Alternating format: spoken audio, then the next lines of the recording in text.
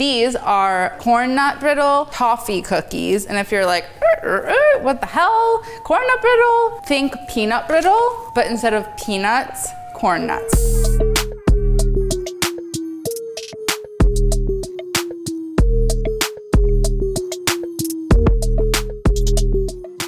I've just been like really into corn nuts recently, and I was snacking on them the other day, and I was like, people are making peanut brittle left and right, and nobody's making corn nut brittle, and that feels like something that needs to happen. So then I made corn nut brittle because I was just curious, what would it be like? This is what it's like.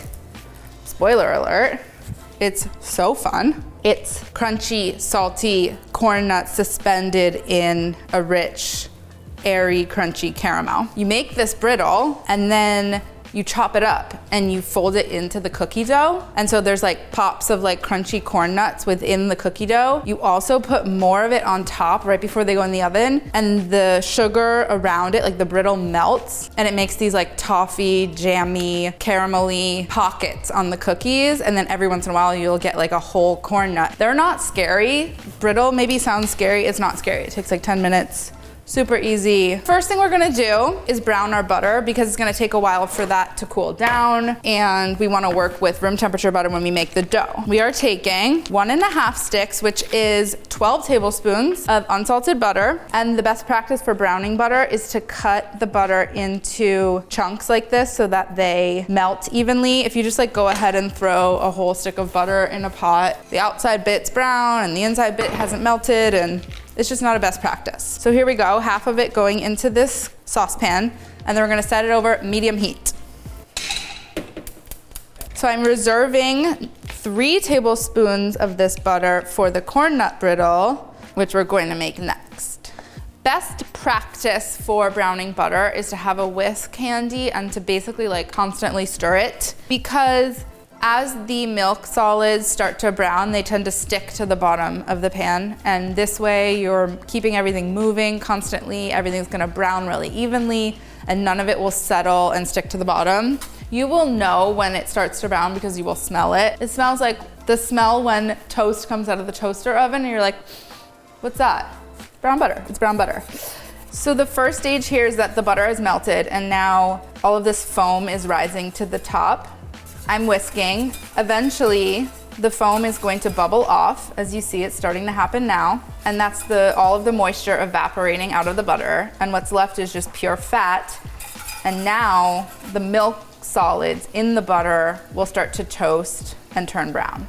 The whole thing shouldn't take more than like 8 or 10 minutes. As long as you're stirring, being over medium heat is totally fine. You don't need to be over super low heat to brown butter. Man, I really wish you could smell what was going on in this pot. It's such a smell situation. It's like, we're starting to toast, I can smell it. That's my first indication that the butter is browning. And my second indication is that there's like a little layer of brown bits that's accumulating at the edge here. So that is an indication that we've started to brown some of the solids. And the color of the foam is kind of turning. So it's especially crucial at this point that I'm whisking. These are the final 30 seconds or so. I can tell that this has gotten to a pretty dark color. If you take a look here, like you can see the color of the butter. And I'm gonna pour this into a bowl now so you can see really what the color of brown butter should look like.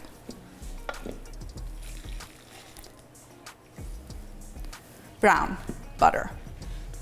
Not blonde, brown. The next thing we're gonna do, because we want this butter to cool down, and it's gonna take a while. It's very, very hot, it's been boiling. I'm gonna add 1 large ice cube. If you have smaller ones, add 2 small ones. And there's 2 things that does. 1, it cools down the butter so that we can move ahead with our dough.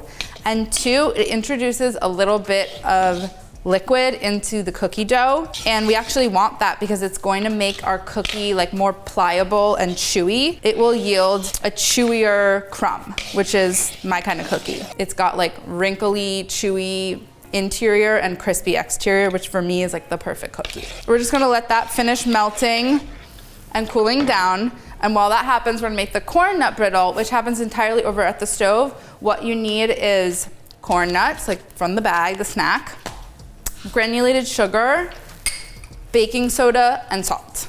Shall we? Oh my gosh, and butter. And the 3 tablespoons of butter. The first thing I'll do is just line a baking sheet with parchment. We're gonna sheet the corn nut brittle out onto this so that it doesn't stick to the pan. So have that prepped, and then I'm gonna take this exact same pot that I was just browning the butter in. It's all going to the same place, no need to rinse it. And I'm adding 3/4 cup of white sugar, 3 tablespoons of water, and 3 tablespoons of butter. I'm gonna stir this together. So you'll see that the sugar kind of turns to like wet sand, and that's what you're looking for.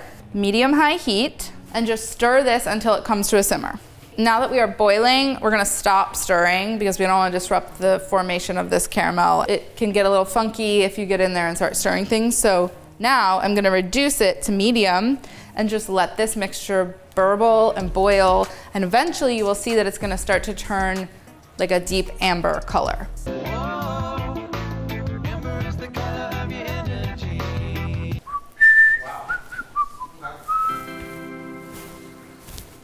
Caramel is looking bubbly.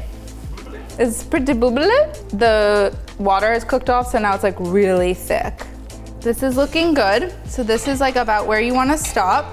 And now I'm adding 1 1/4 cups of corn nuts right in. And then you wanna do this all pretty quickly. So I'm stirring in the corn nuts and coating those. And then I'm just gonna add 3/4 teaspoon of baking soda and 3/4 teaspoon of salt, and stir that together. And you're gonna see how the texture of this is going to change from this like loose caramel to like a bit of a fluffier one. I don't know how else to describe it. It's like it's foamier because we just added the baking soda and it's aerating it. And now immediately I'm just gonna throw this onto the parchment, scrape it all in there, and spread it out into as much of a single layer as possible, but it's okay, we're gonna chop this up later. So just kind of get it sheeted out. It's obviously easier to do this the warmer it is, which is why I say work quickly, because already it's kind of starting to firm up. And that's your corn nut brittle, the brittle. In Britain, they would spell brittle B-R-I-T-O-O. Brittle, you know? Brittle. So the corn nut brittle is is chilling over there, and we're gonna now proceed with making the dough. We have cool-ish butter, it's no longer hot. I'm going to add both granulated and brown sugar to that. Okay, oh my God. Brown butter and sugar, like, take me out. Okay, so I'm whisking in the 2 sugars. I'm going to crack in 1 large egg and add some vanilla extract. And then I'm gonna whisk this together, and it should thicken a bit. See, it's changing color. It's getting a little bit paler here as we add the egg, and it's thickening. Okay. And then lastly, we're going to add flour, all-purpose flour. And now we're adding cornmeal. And lastly, we're adding baking soda and salt. And that is the dough. You just wanna make sure everything's really well combined. So you can see, like, look at the texture of this dough, how you can see the like little specks of cornmeal. Okay, so here's the dealio. Okay, it's good. Take half of the brittle, like eyeball it, and then we're gonna chop it up. You are going to wanna snack on this. That's okay, it's baked into the recipe. And then it's all going in here. And fold it all together. And then here's the only slightly annoying thing about this recipe, and frankly, I think this goes for most great cookie recipes. You have to chill your dough. You can either chill it for like 4 hours until it's really, really rock hard, preferably overnight. The flavor really, really improves overnight if you let it do that like rest.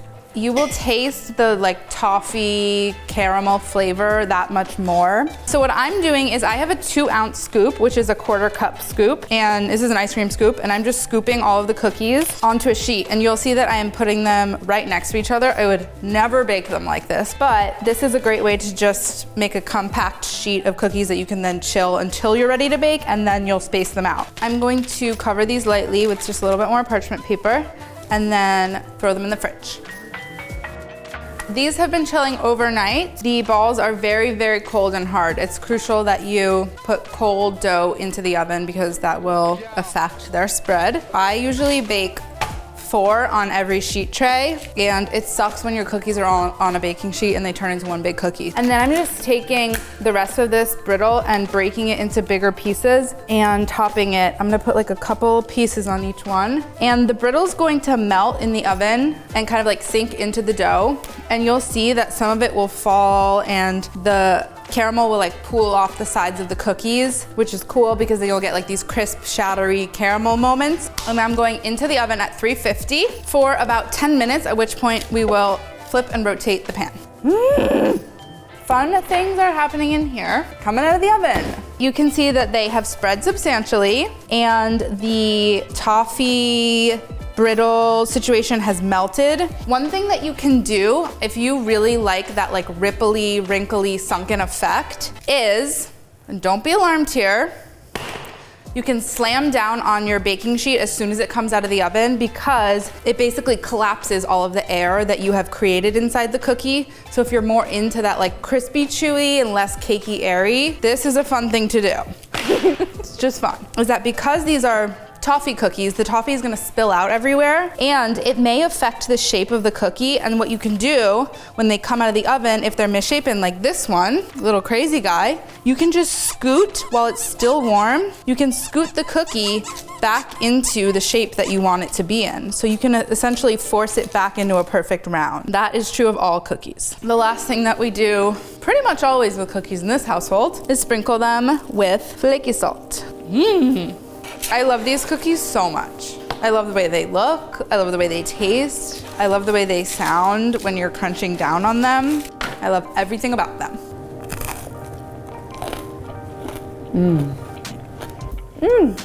I'm on a journey. Kind of got like roasty, toasty flavors and it's got the chewy, gooey inside. Also, this one happens to still be warm, which is like I'm operating from an advantage here. You can too. Delicious. This is insane.